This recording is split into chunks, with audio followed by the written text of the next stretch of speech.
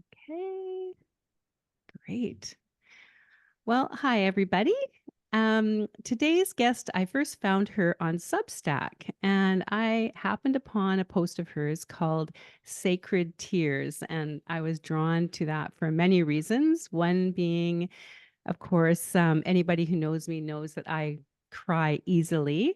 I would say maybe readily is what I like to be what I like to use instead of easily. And I've come to really embrace the fact that I'm very emotional. And again, I'd like to call that maybe caring or passionate. And I believe that tears are shed, when tears are shed, that they often give the people that we're with also permission to feel and be vulnerable. And in this post that I read of my guest, she also wrote about what it would be like if vulnerability could be seen as a superpower. And I love that. And I think it is a superpower as well. So here's a little piece from that article. She said, to sit with our own or others' tears can be healing and holy. Crying can be cathartic.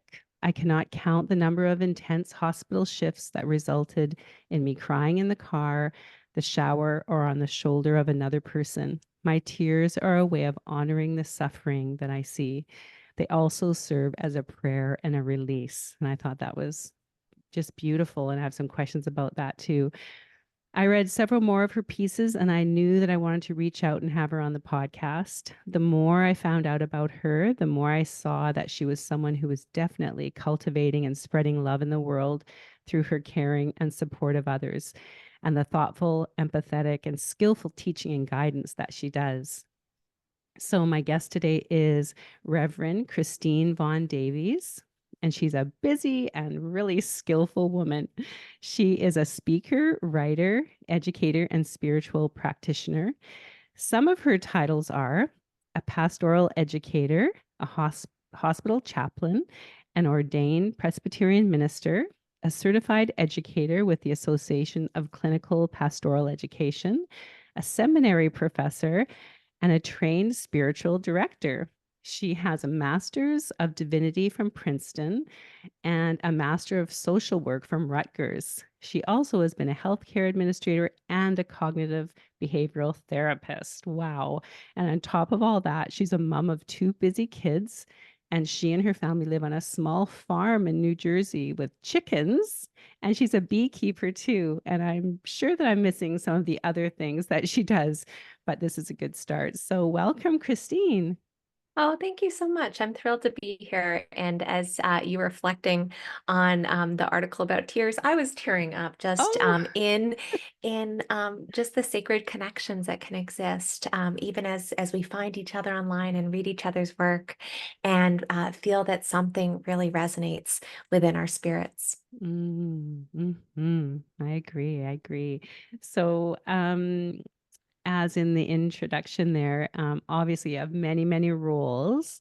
And so I was wondering, is the term pastoral educator, is that like an overarching term for kind of for all the things that you do? And what is a pastoral educator? Sure. Yeah, I have a lot of different jobs. I like to stay busy. So my primary full-time job is that I run the chaplaincy department at Robert Wood Johnson University Hospital in New Jersey. And so Mm. I'm in charge of, all of our chaplains, and I'm a chaplain myself. Then the pastoral educator piece comes because I am it's a certified educator with the Association of Clinical Pastoral Education, which essentially means I help people learn how to be chaplains. And so sometimes that's seminary students, sometimes it's clergy, sometimes it's people that have, no connection with being a chaplain, but are really interested in how do you listen to people? How do we listen to ourselves so that we can better be with others and really delve into that intrapsychic dynamic of action reflection education. So it's an intensive postgraduate internship and residency model. Oh my gosh. So are you saying that some people take the program um, even when they don't necessarily want to be a chaplain? Mhm. Yeah, so sometimes people Oh, try it out. So, and I should back up and say, because a lot of people hear the term hospital chaplain and they have yeah. no idea what that is, which is Hmm. actually why I started writing. So others can understand what this profession is. I didn't know about it growing up. And what it means is, in order for someone to become a chaplain, they need to have a master's degree, usually in religion or theology, something similar, and then 1,600 hours of postgraduate training. So my hospital were accredited to run that training program, and I got certified to do that.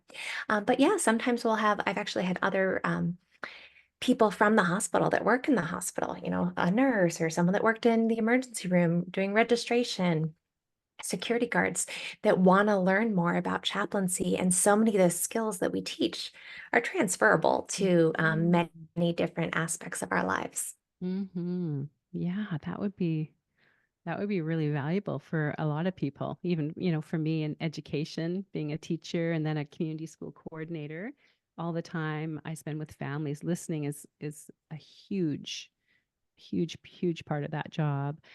Um, so I know probably you get asked this a lot about how you got into this in the first place. One thing I've heard you say is that when you were a child, you felt you were really clear that you felt the presence of God. I don't know if I'm describing that clearly, but can you talk about what that meant to you and how did you feel that presence? I'm really interested because I guess I'll say that I've said many times to people, and I have a couple of friends that are pastors and things, and I always say that I love church, the idea of church. I've not really been to church very often. I went a few different churches as a teen with different friends.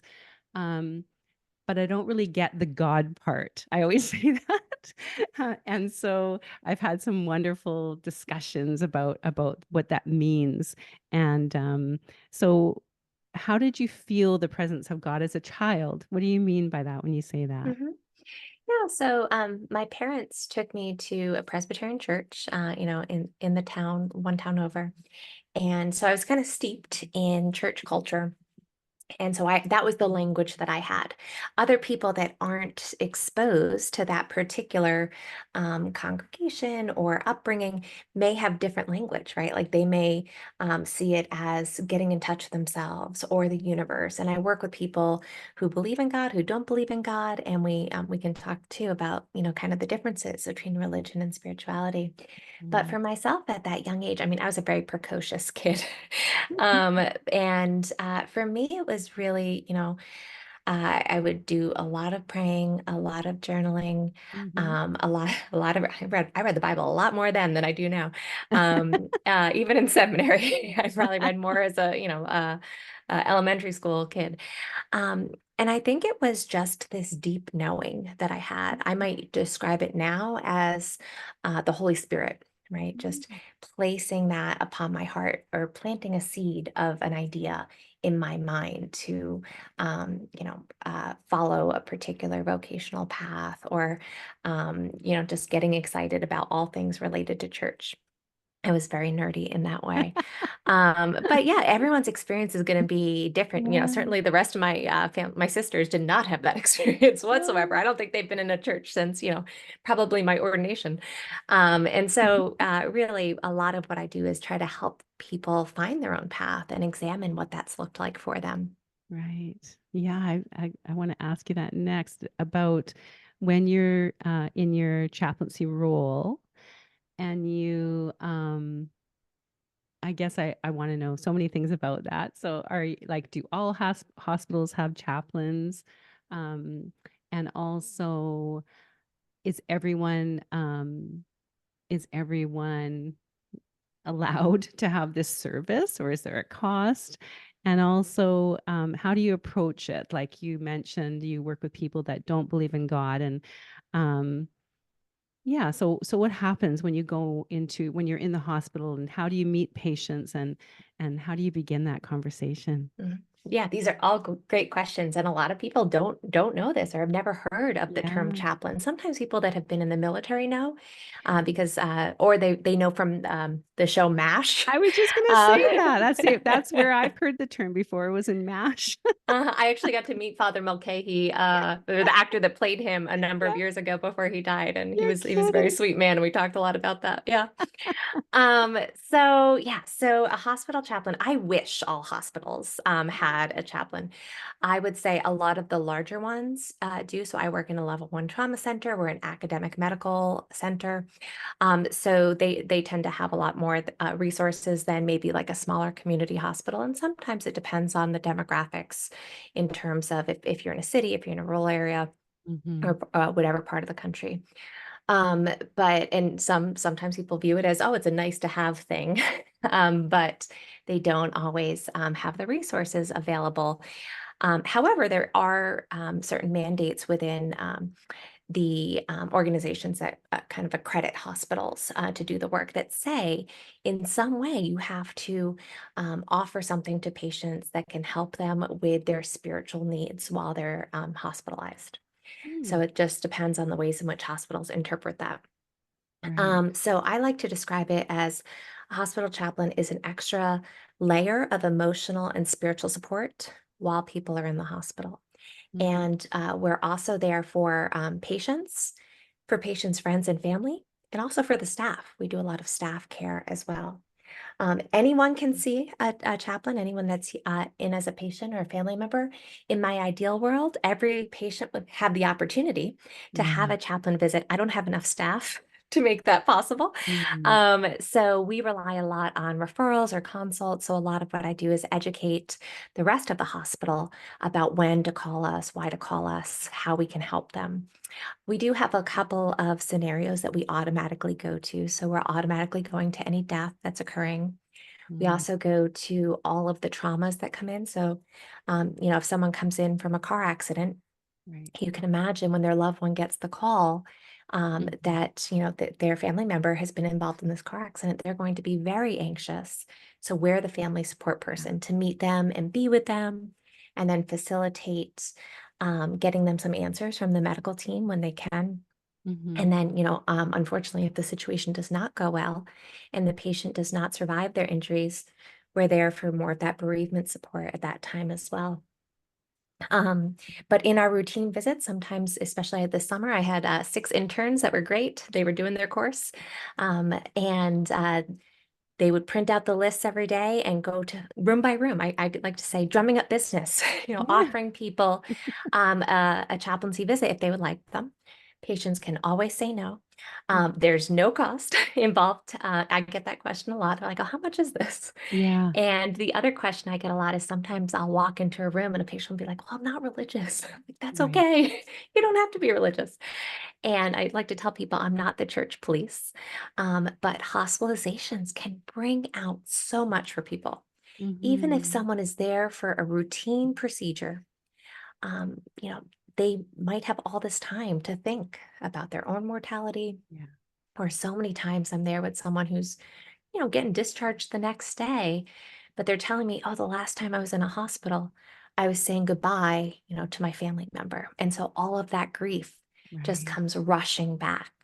And so as chaplains, we're trained to be able to look for that and sit with it, and really um, uh, create a space where people can talk about what's weighing on their hearts. Mm, that's great. Um, you said in the article that I spoke about that you I love how you said that tears are a way for you to honor the suffering that you see. So, yeah, I don't know. I'd love to hear you talk a little bit more about that. It must be difficult sometimes to, not that you can't be vulnerable, of course, but I know in my work as well, I have to sometimes be careful not to make it about me.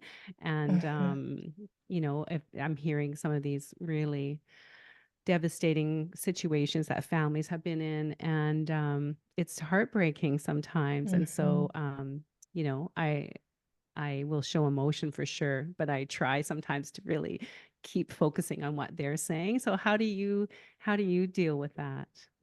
Oh, it's so tough. And my students are always asking, how do I not cry in front of patients? Yeah. I say, I think it's okay to cry.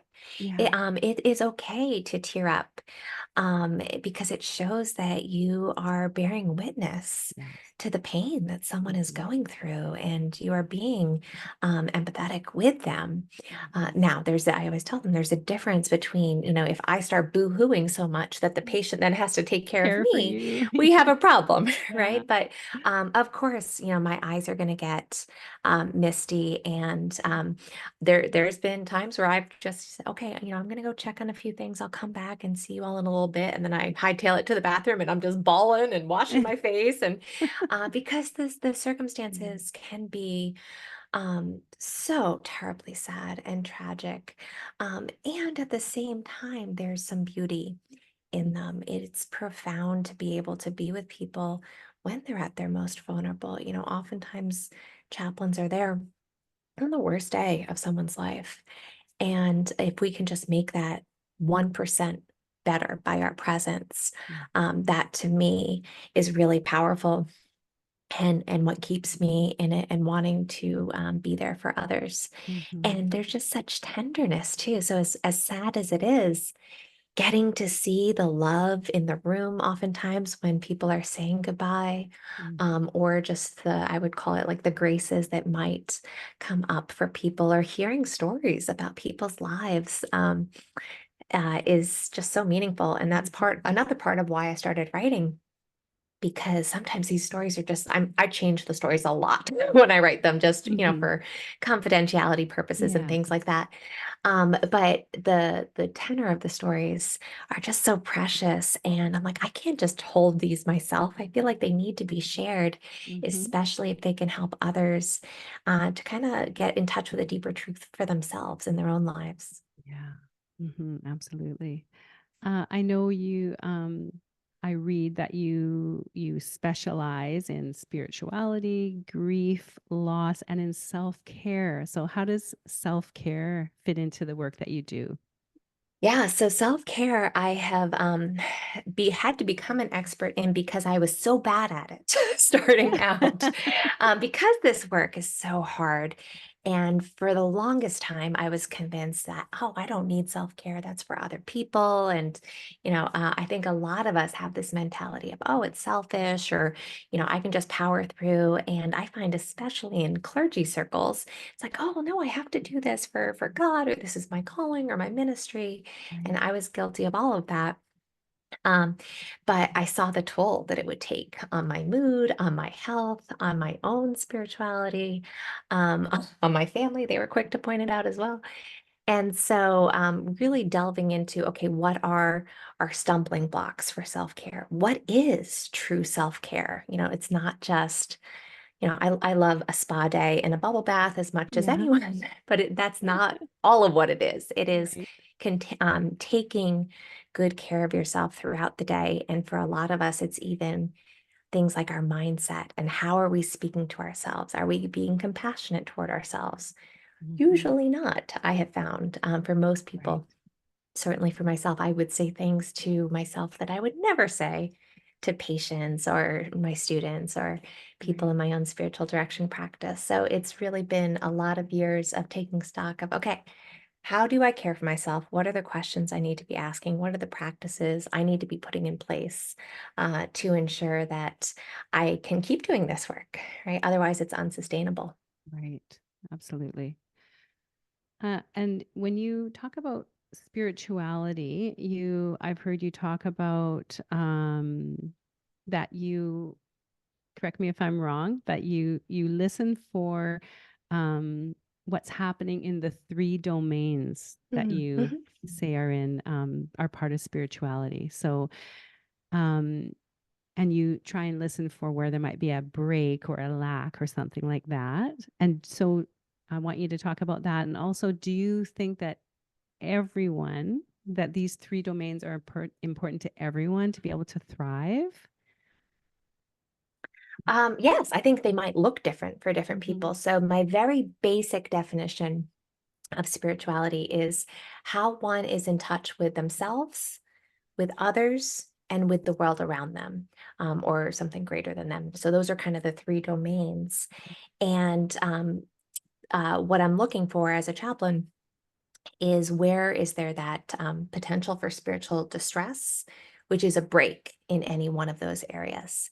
So for myself, it might be if I'm going through a medical issue, I can't trust my body to do the things that it used to do. And so I might be feeling betrayed by it. Or maybe I'm taking medication that is making me foggy and I just don't feel like myself. So anytime, your listeners may not have felt fully themselves for whatever reason, there may be kind of a break there or some distress Mhm. there. When it comes to others. So, we all have people in our lives that mean things to us, whether that's family, whether that's friends, whether that's community. And when we don't get to be with those people, like many of us experienced in the midst of COVID, right? We all had, Mhm. unfortunately, a taste of what that was like.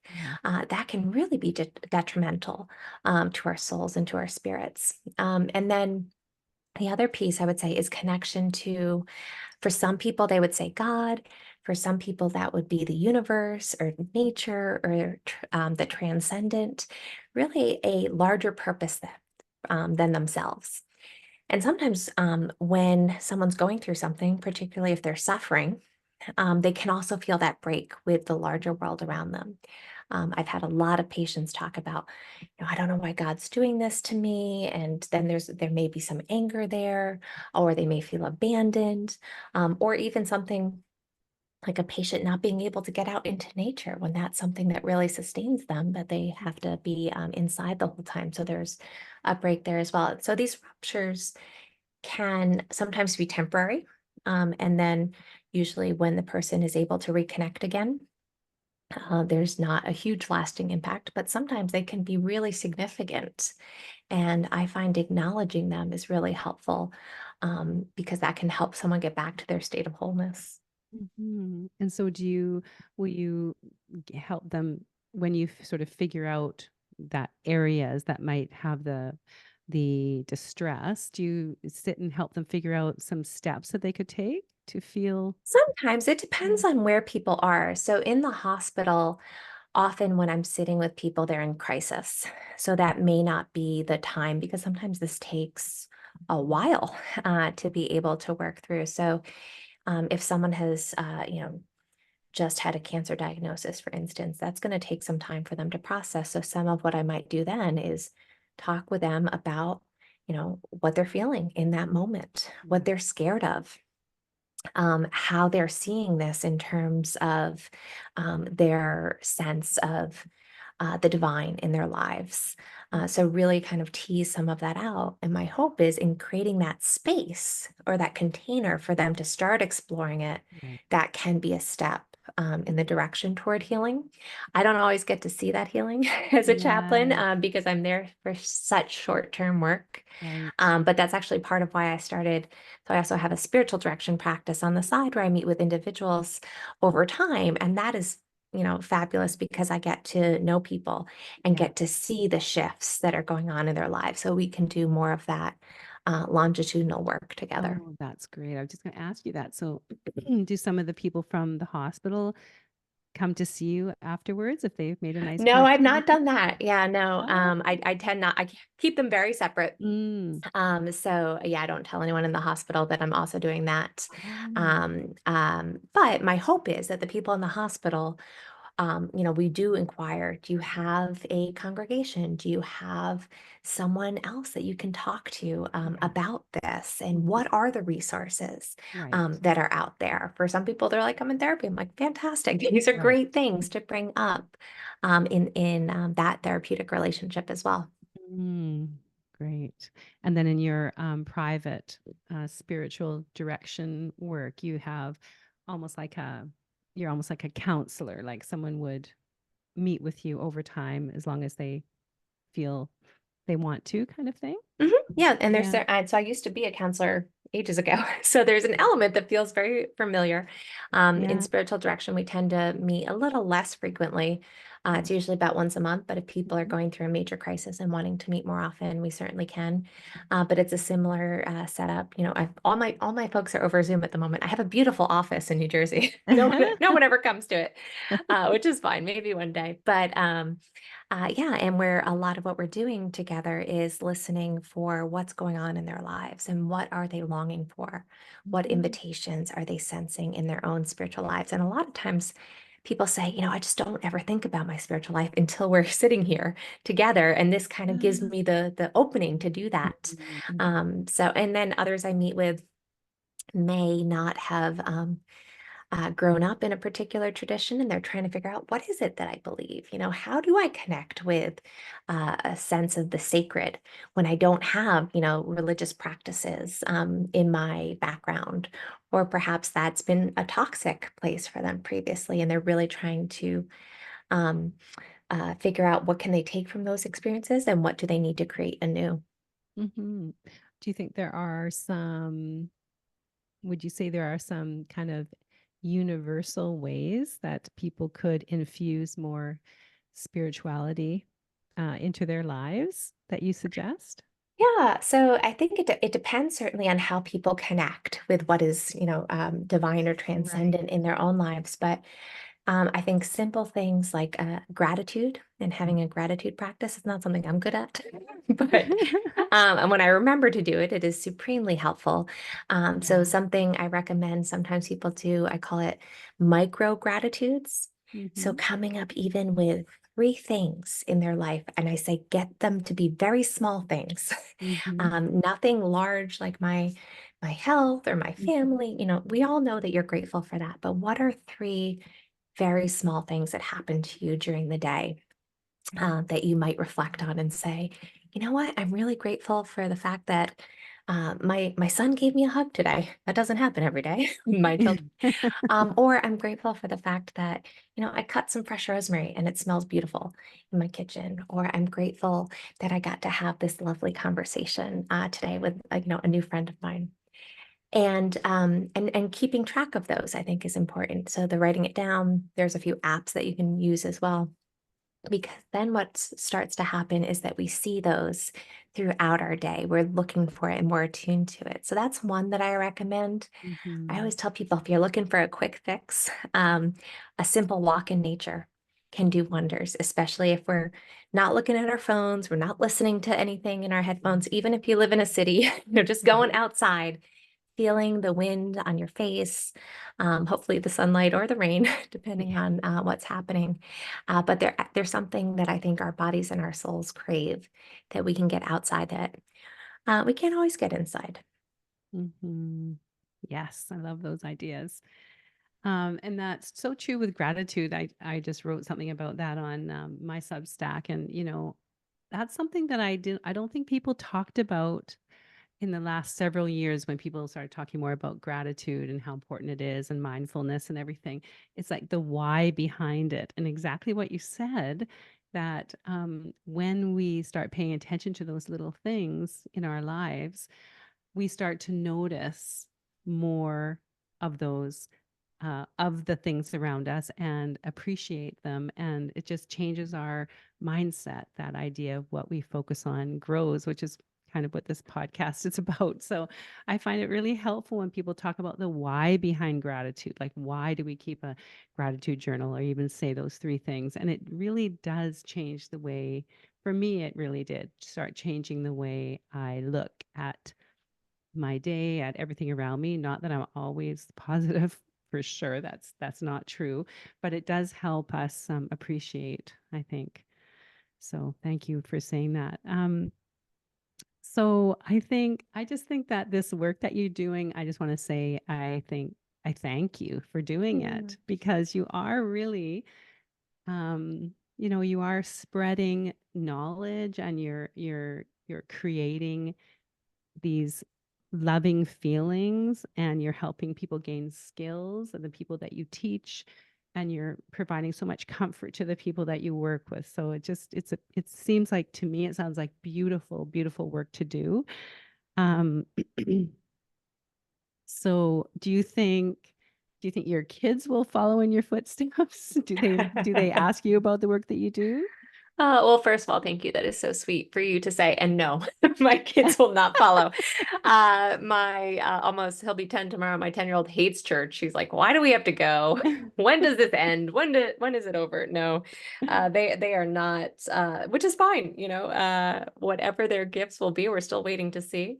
Yeah. And it's funny too. My husband is into tech and does a lot of programming. And we often say that we have different jobs, like the Mhm. opposite jobs for a living. Mm, I talk to people for a living, yeah. and he doesn't talk to people. He codes for a living. Yes. And so I think my children may tend to take more after him in that Mm, perspective, but we'll see. There's still yeah. I have a 10-year-old and an 8-year-old, so Right. there's still time to for them to figure all that out, and it may change over the course of time. That's what I find too, is just as soon as I start doing something else, I'm like, oh, let me try this now too. Yeah, that's right. They're still young. Um, so, and just before I've got a quote for you, but I wonder, what do you do for your own self-care? What kind of habits do you have? Mhm. Yeah, for me, I have discovered that I really need a lot of movement in my Mhm. day. So whether that's my standing desk at work, or trying to take as many walks as I can, or I haven't done a lot of it this year, but I've done triathlons in the past. So Wow. making sure that I'm moving around and working out, and just really being in touch with my physical self that way is helpful for me. Yeah. And then, yeah, we do live on this small hobby farm, which is sometimes self-care, sometimes it's a lot of work. But there are days where it can be lovely, where I'm just weeding and mulching and digging, and pruning all day long. Other days that can be a little bit more exhausting, but when you're chasing chickens around, you can't really take yourself too seriously, and so and sometimes you have to just be really focused on what you're doing. Yeah. And I find that that can be a helpful form of self-care, right? Like when I'm Yeah. working with my bees, I'm not really thinking about anything else. I'm That's thinking, right. okay, I got to move quickly here before they all, decide to swarm or sting me, Yeah. or whatever it is that they might want to do that day. So those are some things. And then, I have a whole team of people on my payroll, I like to Mhm. say. So I have my own therapist, I have my own spiritual director, I have my own masseuse. I'm in between chiropractors because mine just retired and moved away. But so people that their job is to help me, and then also some great friends. And part of what we do in chaplaincy, as well as spiritual direction, is that we have cohorts that we're meeting with so that we can get Mm. support, because there's not a lot of times people outside of, even though I have friends that do this work and I have friends that don't do this work, sometimes you need people that are in it Yeah. to understand what you're going through. And Mhm. so meeting with them, monthly or every other month, is also really central Mm. to caring for myself. Mhm. Mhm. I would imagine. Okay, so I have a quote for you from Mark Nepo, and it is from his book, The Book of Awakening. And I thought this was a really interesting one. There were so many quotes I could have given you, but this one's just a short one that I love. It says, "The glass blower knows, while in the heat of beginning, any shape is possible. Once hardened, the only way to change is to break."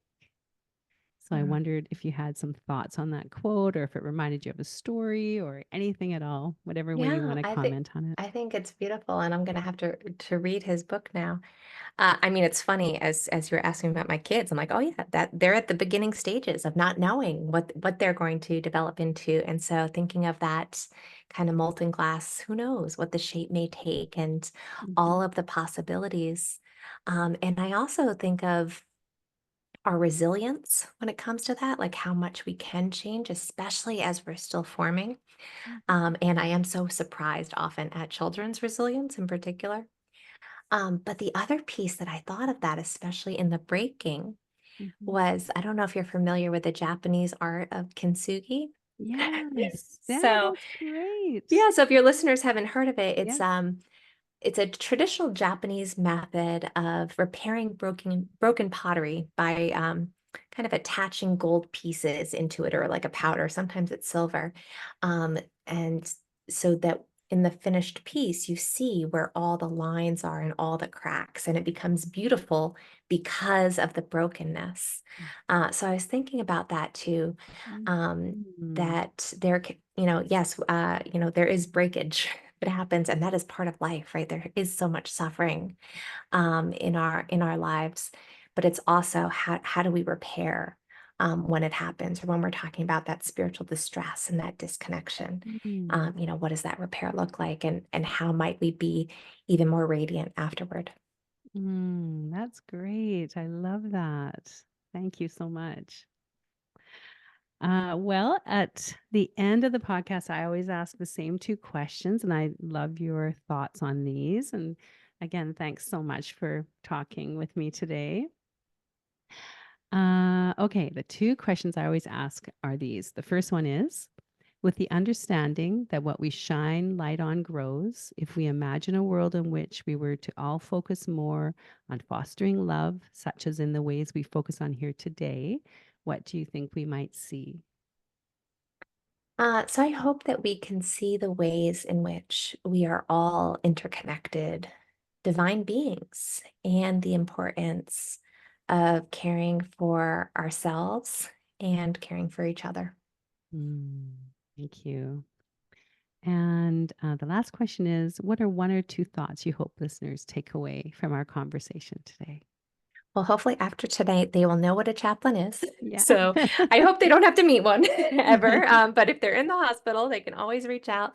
And my hope is that your listeners may be able to get in touch with a sense of sacred in their own lives, whatever that might look like, and giving them permission to try a practice on. Thank you, Christine. Yeah, Thanks for thank you so talking much today. for having me. This has been so lovely. Thank you. Okay, I'm just going to turn this off. Okay.